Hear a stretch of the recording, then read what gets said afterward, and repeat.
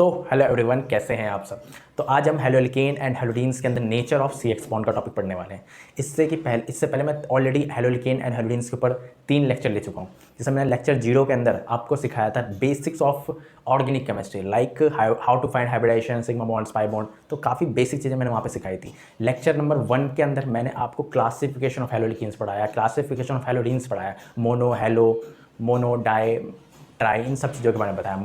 Lecture number 2 के अंदर मैंने आपको आईयूपीएसी नेमिंग करनी सिखाई कि नॉमेनक्लेचर हम किसी भी कंपाउंड का नॉमेनक्लेचर किस तरह से करते हैं। ठीक है, तो सेकंड लेक्चर काफ़ी ज़्यादा इंपॉर्टेंट था क्योंकि नॉमेनक्लेचर क्वेश्चन आपके एग्जाम में, बोर्ड एग्जाम चाहे जेईई का एग्जाम हो चाहे नीट का एग्जाम हो, आपके एग्जाम में नॉमेनक्लेचर क्वेश्चन आता ही आता है। ठीक है, तो अगर आपको वो लेक्चर्स देखने हैं तो उनका लिंक मैं डिस्क्रिप्शन बॉक्स में दे दूंगा, नहीं तो मैं प्लेलिस्ट लगा दूंगा आपके लिए। ठीक है, तो आज हम nature of C X bond start करने जा रहे हैं। ठीक है, आइए। Nature of C X bond. ठीक है, नेचर ऑफ सी एक्स और बॉन्ड। तो सी मतलब क्या होता है आपका कार्बन, और आपका हेलोजेंस का एक्स मतलब आपके होते हैं हेलोजेंस, राइट। और हम सब जानते हैं कि आपका हेलोजेंस, जो हेलोजेंस होते हैं वो काफ़ी ज़्यादा इलेक्ट्रोनेगेटिव होते हैं। इलेक्ट्रोनेगेटिविटी हेलोजेंस की काफ़ी ज़्यादा होती है। अब भैया इलेक्ट्रोनेगेटिविटी क्या होती है? इलेक्ट्रोनेगेटिविटी का मतलब है बॉन्डेड इलेक्ट्रॉन को अपनी ओर खींचने की ताकत या क्षमता, या शेयर्ड पेयर इलेक्ट्रॉन्स को अपनी ओर खींचने की एबिलिटी। ठीक है, तो इलेक्ट्रोनेगेटिविटी क्या मतलब होता है? बॉन्डेड इलेक्ट्रॉन्स को, अट्रैक्ट लिखेंगे ना यहाँ पे, attract bonded electrons towards it's. ठीक है, तो हेलोजेंस हमारे काफ़ी ज़्यादा इलेक्ट्रोनेगेटिव्स होते हैं। अब हेलोजेंस हमारे कौन कौन से होते हैं आपके? फ्लोरीन, क्लोरीन, ब्रोमीन और आयोडीन। कौन से ग्रुप से बिलोंग करते हैं? ग्रुप नंबर 17 से बिलोंग करते हैं भैया। चलो ठीक, अब हेलोजेंस इलेक्ट्रोनेगेटिविटी क्यों होती है? पीरियोडिक टेबल के अंदर सबसे ज़्यादा कोई इलेक्ट्रोनेगेटिव एलिमेंट है तो हेलोजेंस होते हैं। ऐसा क्यों होता है बताओ? क्योंकि ये अच्छे इलेक्ट्रॉन एक्सेप्टर है। मतलब देखोगे, इन्हें अपना ऑक्टेट कंप्लीट करने के लिए सिर्फ एक इलेक्ट्रॉन की जरूरत है, तो ये काफ़ी ज़्यादा इलेक्ट्रॉन एक्सेप्टर्स होते हैं। इलेक्ट्रॉन एक्सेप्टर होते हैं, इसका मतलब ये काफ़ी ज़्यादा इलेक्ट्रोनेगेटिव है, इलेक्ट्रॉन लेने की क्षमता है। ठीक है, इलेक्ट्रॉन नेगेटिविटी। इसलिए तो फ्लोरीन का जब तुम कॉन्फ़िगरेशन लिखोगे 9 आता है। ठीक है, तो क्या आता है? 1s2, 2s2, 2p, 4 5 6 7 8, 5 6 7 8 9। ठीक है, तो p के अंदर 5 है। p के ऑर्बिटल्स बनाओगे तो 1 2। ठीक है, तो 1 2 3 4 5। इसे अपना ऑक्टेट कंप्लीट करने के लिए एक इलेक्ट्रॉन चाहिए। ठीक है, तो इसके बैलेंस शेल में कितना इलेक्ट्रॉन हो जाएंगे? 8 इलेक्ट्रॉन कंप्लीट हो जाएंगे। ठीक है, समझ गए? तो ये अच्छे इलेक्ट्रोनेगेटिव एलिमेंट क्यों है पता चल गया आपको कि इसको एक इलेक्ट्रॉन लेगा और ये अपना ऑक्टेट कंप्लीट कर लेगा, इसलिए काफ़ी ज़्यादा अच्छे इलेक्ट्रोनेगेटिव एलिमेंट होते हैं। और आपको ये भी पता है, पीरियोडिक टेबल के अंदर आपने पढ़ा होगा कि फ्लोरीन सबसे ज़्यादा इलेक्ट्रोनेगेटिव एलिमेंट होता है पूरे पीरियोडिक टेबल के अंदर। उसके बाद आपका ऑक्सीजन आता है और उसके बाद आपका नाइट्रोजन आता है। तो ये इलेक्ट्रोनेगेटिविटी का ऑर्डर है पूरी पीरियोडिक टेबल के अंदर। ठीक है, और इनके बीच में थोड़ी और भी होते हैं, जैसे मैं आपको बता देता हूँ। फ्लोरीन के बाद आता है आपका ऑक्सीजन, और ऑक्सीजन के बाद आता है कार्बन का sp। जिस कार्बन की हाइब्रिडेशन sp होगी वो ज़्यादा इलेक्ट्रोनेगेटिव होता है। उसके बाद आपका आता है नाइट्रोजन, देन आपका कार्बन का sp2 एंड देन कार्बन का sp3। तो ये इलेक्ट्रोनेगेटिविटी का ऑर्डर है। जितना ज़्यादा s करेक्टर होता है उतना ज़्यादा इलेक्ट्रोनेगेटिविटी होती है।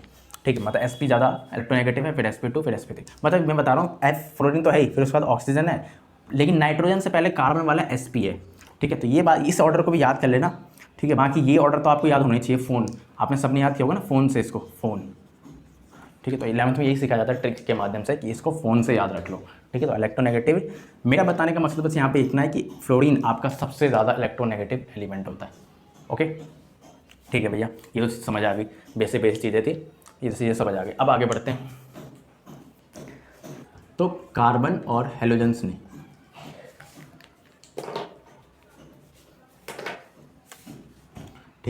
तो कार्बन और हेलोजेंस ने अपना एक बॉन्ड बना रखा है यहाँ पे। ठीक है, और हम सब जानते हैं कि हेलोजेंस ज़्यादा इलेक्ट्रोनेगेटिव एलिमेंट है, तो ये इन इलेक्ट्रॉन्स को अपनी ओर क्या करेगा? पुल करेगा या अपनी ओर खींचेगा। तो इस पे चढ़ेगा पार्शियल नेगेटिव और इस पे चढ़ता है पार्शियल पॉजिटिव।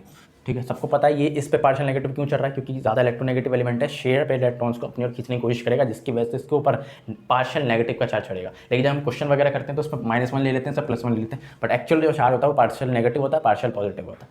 ठीक है, तो क्या हुआ भैया, आपने इलेक्ट्रोनेगेटिविटी इंक्रीज हो रही है तो चार्ज इंक्रीज हो रहा है, राइट। अगर इलेक्ट्रोनेगेटिव बढ़ रही है तो चार्ज इंक्रीज होगा ना, जितना ज़्यादा इलेक्ट्रोनेगेटिव होगा। चलो हटाओ, इसको मत लिखो, इलेक्ट्रोनेगेटिविटी चार्ज, चलो लिख ही दो, चार्ज इंक्रीजेस। ओके ठीक है, अब बताओ इलेक्ट्रोनेगेटिविटी इंक्रीज हो गई यहाँ पे, इस पर पार्शियल नेगेटिव चढ़ गया, तो ये कंपाउंड अब क्या बन चुका है भाई, पोलर कंपाउंड बन चुका है। ये कंपाउंड अब क्या बन गया, पोलर कंपाउंड। ठीक है, पोलर कंपाउंड्स क्या होते हैं भैया, पोलर कंपाउंड वो होते हैं जिसका डायपोल मोमेंट जीरो नहीं आता। पोलर कंपाउंड्स क्या होते हैं जो इनका डायपोल जीरो नहीं आता। हमने 11th में पढ़ा हुआ केमिकल बॉन्डिंग के अंदर ये डायपोल मोमेंट का टॉपिक। ठीक है, तो पोलर कंपाउंड होते हैं और एक दूसरे होते हैं non polar compounds. Non polar compounds, non polar compounds कौन होते हैं जिनका डायपोल मोमेंट आपके जीरो इक्वल है। तो पोलर कंपाउंड कौन होते हैं जिसका dipole moment not equal to zero, अब नॉन पोलर कंपाउंड जिसका dipole moment equal to zero. ठीक है, तो due to charges, due to partial positive partial negative होने की वजह से ये कंपाउंड अब पोलर बन चुका है। पोलर का क्या मतलब है, पोलर का मतलब है इस पर डायपोल क्रिएट हो गया। डायपोल का क्या मतलब है, मतलब इसमें पोल्स क्रिएट हो गए, पॉजिटिव नेगेटिव, तो यही डायपोल का मतलब होता है। समझ गए, तो ये कंपाउंड अब पोलर बन चुका है। ठीक है, पोलर बन चुका है तो मतलब इसके कोई डायपोल मूवमेंट्स होगा, तो यही एग्जाम के अंदर आता है इसका डायपोल मूवमेंट का ऑर्डर। ठीक है, ये तो सारी चीज़ें बेसिक सारी चीज़ें हो गई। एक्चुअल जो एग्जाम में क्वेश्चन आ रहा है इसके ऊपर डायपोल मूवमेंट का क्वेश्चन आ रहा है। ठीक है, कि हमें इसका डायपोल मूवमेंट अरेंज करना पड़ता है CF CCl CBr CI के अंदर। ठीक है, ऐसे इस तरह से। ठीक है, तो चलो सिखाते हैं, आप इसको नोट करो जब तक मैं 1 2 3। तो अब हम सब जानते हैं कि जब आप ग्रुप के अंदर टॉप टू बॉटम जाते हो तो साइज इंक्रीज होता है, एटॉमिक साइज इंक्रीज होता है। ठीक है, तो atomic size increases going down the group. Okay, मतलब आप ग्रुप में टॉप टू बॉटम जाते हो तो आपका क्या एटॉमिक साइज इंक्रीज होता है। तो हाइड्रोजन्स में हम ऑर्डर लिखेंगे तो सबसे ज़्यादा एटॉमिक साइज का ऑर्डर लिखना है हाइड्रोजन्स के अंदर, तो सबसे ज़्यादा फिर तो ये होगा फ्लोरीन क्लोरीन ब्रोमीन और आयोडीन उसके बाद। ठीक है, तो सबसे ज़्यादा तगड़ा एटॉमिक साइज मतलब सबसे ज़्यादा एटॉमिक साइज आयोडीन का है। ठीक है, क्योंकि top to bottom size will increase, top to bottom size will increase, group number 17 का एलिमेंट है ना, इसलिए टॉप टू बॉटम जाते हो साइज इंक्रीज होता है। ठीक है, तो ये इतना इंपॉर्टेंट क्यों है, यहाँ पे ये बातें क्यों बताई जा रही है, तो साफ सीधी बात इसलिए है क्योंकि जब आप कार्बन फ्लोरीन, ठीक है, carbon fluorine carbon bromine carbon और आयोडीन का बॉन्ड बनाओगे, ठीक है, तो यहाँ पे एक बहुत इंपॉर्टेंट बात पता चलेगी। ठीक है, जैसे आपका कार्बन का मॉलिक्यूल है, ठीक है, और फ्लोरीन का मॉलिक्यूल है, ठीक है, तो इनके बॉन्ड लेंथ क्या होता है, इंटरन्यूक्लियर डिस्टेंस के बीच, ये इंटरन्यूक्लियर डिस्टेंस क्या है इन दोनों के सेंटर से। ठीक है, तो यही आपका बॉन्ड लेंथ होता है। तो ये आपका कार्बन है और यहाँ आपका फ्लोरीन है। ठीक है, तो कार्बन आपका पेयर नंबर कहाँ से है बताओ, पेयर नंबर 2 से है, और फ्लोरीन भी आपका पेयर नंबर 2 से है। ठीक है, तो साइज़ में ज़्यादा फर्क नहीं है, लेकिन आप जब नीचे जाओगे तो कार्बन तो सेम ही रहेगा, लेकिन आपका हाइड्रोजन का साइज़ बढ़ गया। तो यहाँ से लेके यहाँ तक अब ये बॉन्ड लेंथ है CCl। ठीक है, कार्बन तो अभी भी सेम है, थोड़ा अच्छा बनाते हैं, कार्बन अभी भी सेम है, बट अब हाइड्रोजन और बढ़ेगा, तो यहाँ से लेके यहाँ तक बॉन्ड लेंथ। ओके, अभी कार्बन दोबारा सेम ही है, ठीक है, और यहाँ से अब हाइड्रोजन और बड़ा हो गया आयोडीन वाला। ओके, ठीक है, तो ये वाला आपका CBr का था और ये CI का। ठीक है, तो आप क्या देख रहे हो, टॉप टू बॉटम जा रहे हो, तो कार्बन और फ्लोरीन का बॉन्ड नियरली ठीक, बॉन्ड लेंथ की बात कर रहे हैं ना, बॉन्ड लेंथ है। ठीक है, तो ये सेम है। ठीक है, लेकिन जब नीचे जा रहे हो, टॉप टू बॉटम जा रहे हो, तो बॉन्ड लेंथ इंक्रीज हो रही है, क्यों बॉन्ड लेंथ इंक्रीज हो रहा है, क्योंकि ये आपका पेयर नंबर 2 से है, क्लोरीन आपका पेयर नंबर 3 से है। ठीक है, तो यहाँ पे बॉन्ड लेंथ इंक्रीज होगा, एटॉमिक साइज बढ़ेगा, तो एटॉमिक साइज बढ़ेगा तो यहाँ से बॉन्ड लेंथ बढ़ेगी।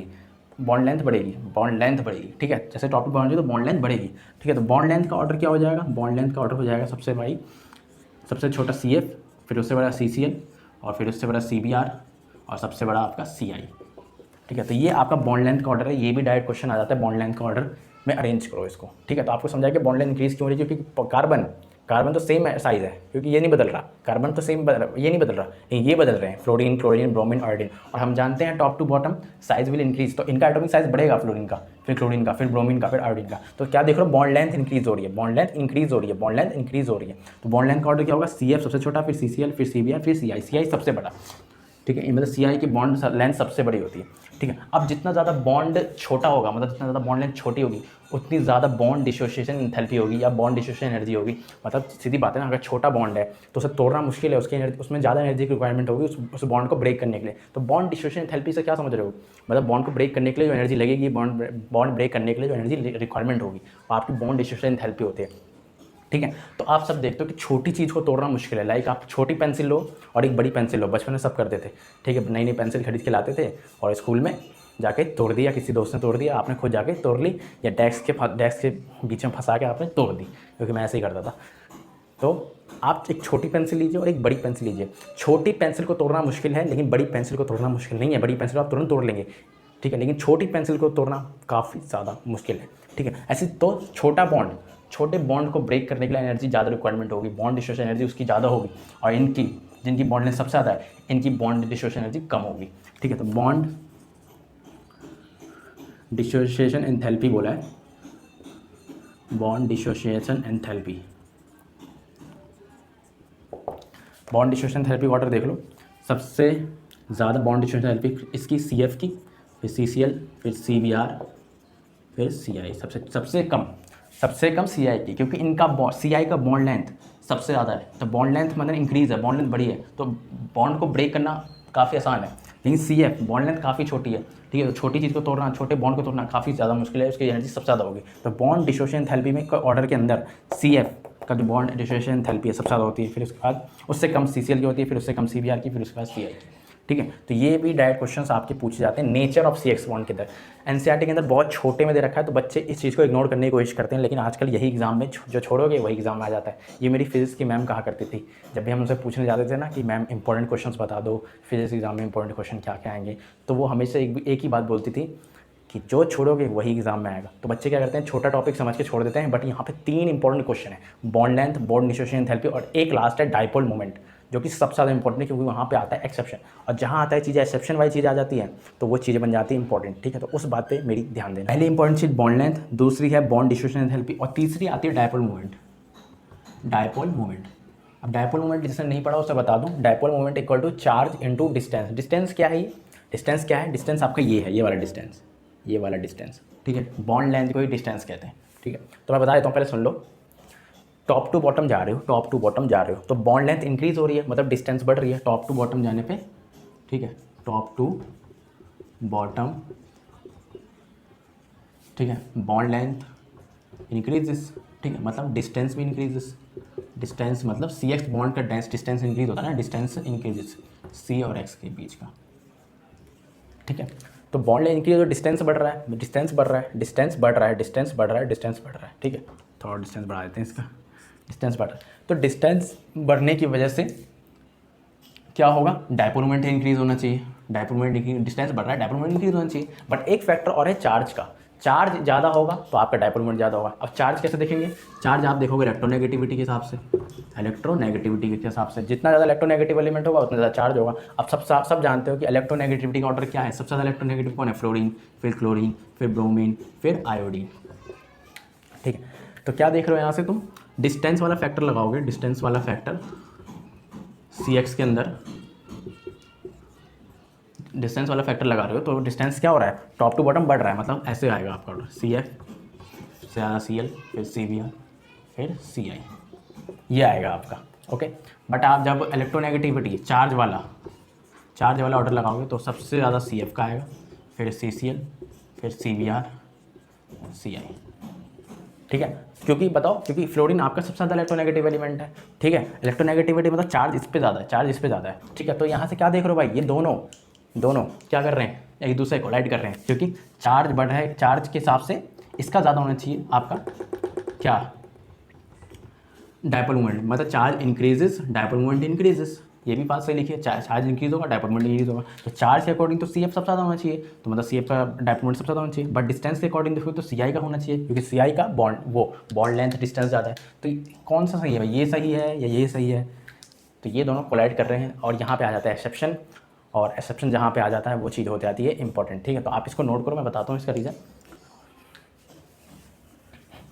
ठीक, तो यहाँ पे 2 फैक्टर आप कोलाइड कर रहे हैं, एक चार्ज वाला फैक्टर और एक आपका डिस्टेंस वाला फैक्टर। तो डोमिनेट कौन सा करता है भैया, कौन सा में लेके चलना है, तो डोमिनेट आपका करता है चार्ज वाला फैक्टर। क्या कौन सा फैक्टर करता है, चार्ज वाला फैक्टर।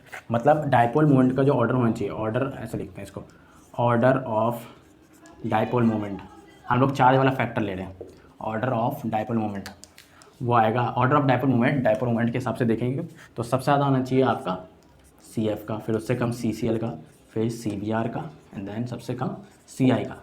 ठीक है, तो ये हमने क्या लगाया, order of dipole by dominating charge factor के हिसाब से हमने ये वाला लगाया। ठीक है, बट एक्चुअली ये भी नहीं है आंसर, ये भी नहीं है। ओके, क्योंकि इन दोनों फैक्टर पे ही डिपेंड कर रहा है, या तो डिस्टेंस वाला फैक्टर लीजिए आप, ये वाला, ठीक है, नहीं तो आप क्या कीजिए, चार्ज वाला फैक्टर लीजिए। डिस्टेंस वाला फैक्टर हमने हटा दिया, नहीं ले रहे उसको, ठीक है।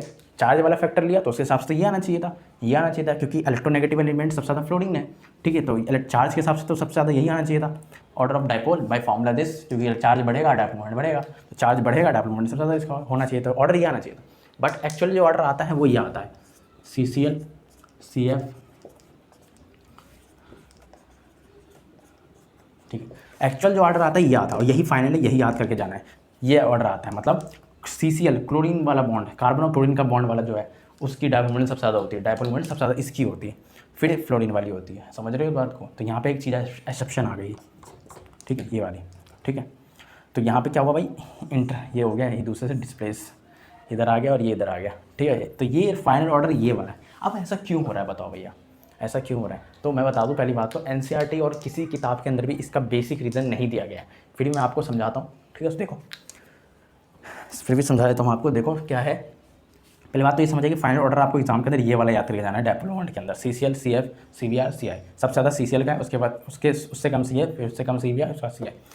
तो ये ज़्यादा कैसे हो गया CCL वाला, क्योंकि यहाँ पर लग रहा है आपका डिस्टेंस वाला फैक्टर डिस्टेंस वाला फैक्टर यहाँ पर डिस्टेंस वाले फैक्टर के हिसाब से CCL ज़्यादा होगा इन कंपैरिजन टू CF। यहाँ पे डिस्टेंस वाला फैक्टर। देखो केमिस्ट्री के अंदर क्या होता है, सबसे पहले थ्योरी लिखी जाती है, ठीक है, थ्योरी लिखी जाती है कि ऐसा ऐसा हुआ होगा, ऐसा ऐसा हुआ होगा, तो ये ऑर्डर बन जाएगा। बट उसके बाद जब एक्सपेरिमेंट्स किए जाते हैं तो ऑर्डर्स कुछ और निकलते हैं, एक्सपेरिमेंट करके चीज़ें और निकलती है, और हमेशा एक्यूरेट चीज़ें क्या होती है, एक्सपेरिमेंटल चीज़ें ज़्यादा एक्यूरेट होती है, ठीक है। तो पहले हम थ्योरी लिख देते हैं, केमिस्ट्री के अंदर यही होता है, पहले थ्योरी लिख दी, फिर एक्सपेरिमेंट्स किए जाते हैं, फिर उसके हिसाब से लग रहा है भाई हाँ कुछ चेंज करना चाहिए तो चेंज करते हैं, ठीक है। तो ये भाई पहले इन्होंने थ्योरी लिख दी इसके हिसाब से, ठीक है, बट जब उन्होंने एक्सपेरिमेंट्स किया तो इसका ज़्यादा आता है, ठीक है। अब रीज़न क्या दें, तो यहाँ पर रीज़न है डिस्टेंस वाला फैक्टर, और यहाँ पे है आपका इलेक्ट्रोनेगेटिव वाला फैक्टर। यहाँ पे कौन सा फैक्टर है, इलेक्ट्रोनेगेटिविटी वाला फैक्टर। तो यहाँ पे दो फैक्टर हैं, यहाँ पे डिस्टेंस वाला फैक्टर को फेवर कर रहे हैं और यहाँ पे इलेक्ट्रोनेगेटिव वाले फैक्टर को फेवर कर रहे हैं, ठीक है।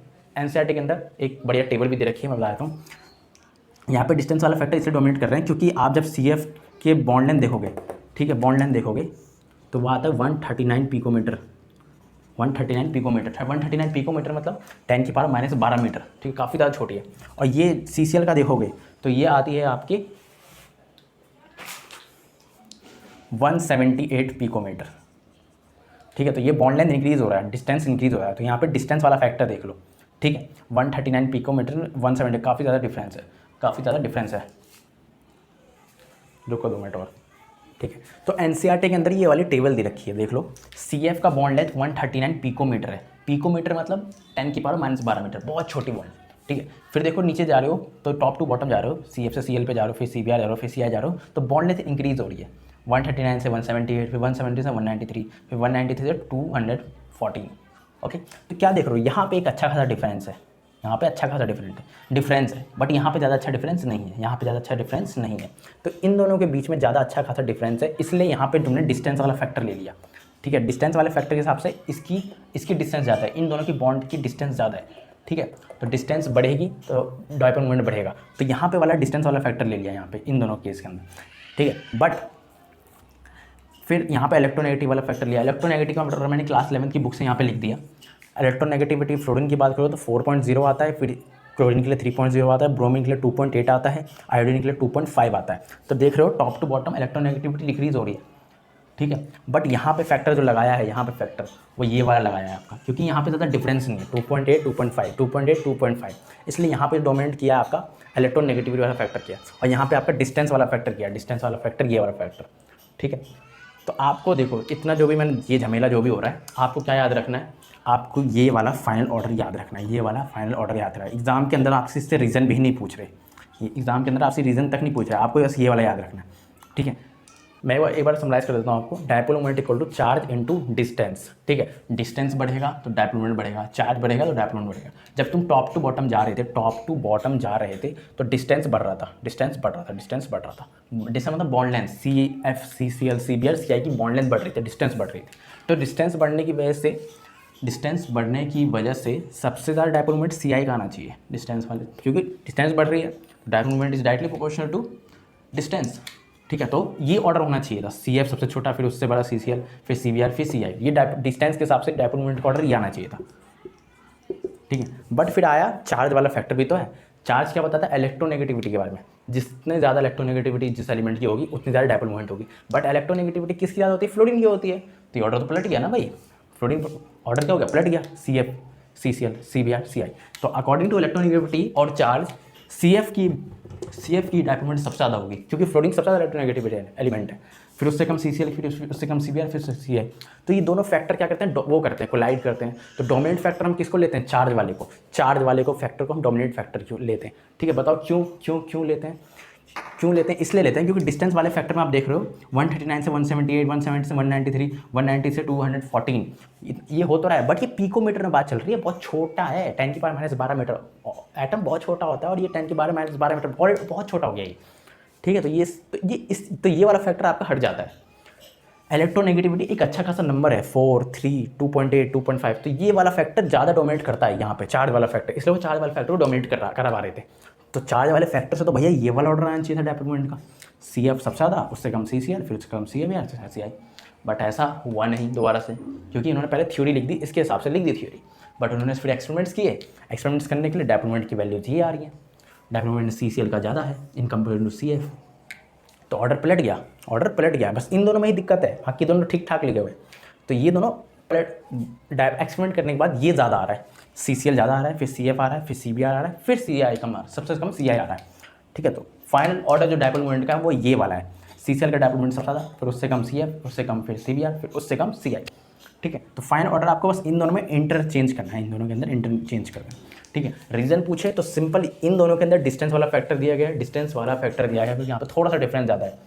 और यहाँ पे इलेक्ट्रोनेगेटिविटी का डिफरेंस दिया गया है, यहाँ पे इलेक्ट्रोनेगेटिविटी। ये कोई एग्जाम में नहीं पूछने वाला, सीधा फाइनल में आपसे पूछेंगे ऑर्डर पूछेंगे, तो आप ऑर्डर को लिख के आना, ठीक है। तो यहीं पे आपका नेचर ऑफ CX बॉन्ड का टॉपिक खत्म होता है, ठीक है। अगर आपको कोई छोटी सी बात भी अगर लग रहा है कि हाँ मन में डाउट है, या कोई भी चीज़ समझ नहीं आई या कुछ भी समझ नहीं आया, तो आप मुझे कमेंट करके पूछना, ठीक है। नहीं तो आप मुझे इंस्टाग्राम पे DM भी कर सकते हैं, मैं वहाँ भी आपके क्वेश्चंस के सॉल्यूशन या क्वेश्चंस के जो जवाब हैं, आपके सॉल्यूशन या जो भी आप मुझसे पूछना चाहते हो, मैं वहाँ पे भी आपको ऑल टाइम एक्टिविटी मैसेज करते रहता हूँ, ठीक है। तो वहाँ भी आप मुझसे पूछ सकते हो अपने जो कोई भी डाउट है, ठीक है। बाकी मैंने अपना 100% कोशिश किया कि मैं इस टॉपिक को समझा सकूँ, ठीक है। तो आप मुझे कमेंट करके बताना कि मैंने किस तरह समझाया। अगर आपको समझ नहीं आया तो मैं इस टॉपिक को दोबारा एक बार समझाऊंगा आपको, क्योंकि ये इंपॉर्टेंट है। यहाँ पे 3 सवाल आते हैं, bond length, bond dissociation enthalpy, और तीसरा dipole moment. Bond length top to bottom increases, top to bottom increase, bond length increase हो रही है।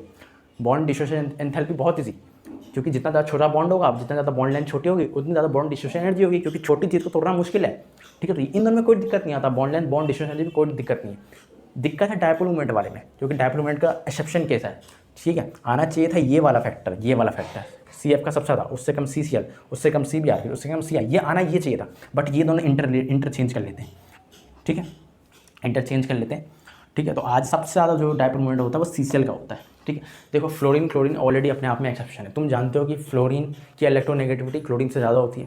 बट तुमने एक चीज़ और देखोगी कि इलेक्ट्रॉन गेन एंथैल्पी क्लोरीन की ज़्यादा होती है इन कंपेरिजन टू फ्लोरीन। बताओ क्यों? क्योंकि क्लोरीन के अंदर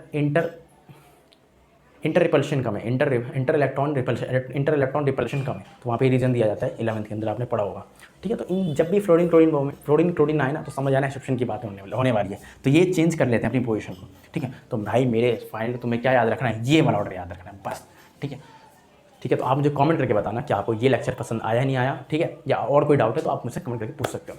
ऐसे हम कमाल की वीडियो के साथ मिलेंगे। बाकी अगर आपने कोई लेक्चर नहीं देखा है, इससे पिछला लेक्चर, तो मैं यहाँ पे प्लेलिस्ट लगा रहा हूँ, आप इस प्लेलिस्ट में जाके उस वीडियो को देख सकते हो, काफ़ी ज़्यादा इंपॉर्टेंट, ठीक है। तो ऐसे ही हम कमाल की वीडियो मिलेंगे। जब तक के लिए मैं आपसे इस वीडियो में अलविदा लेता हूँ, ठीक है। तब तक के लिए बाय।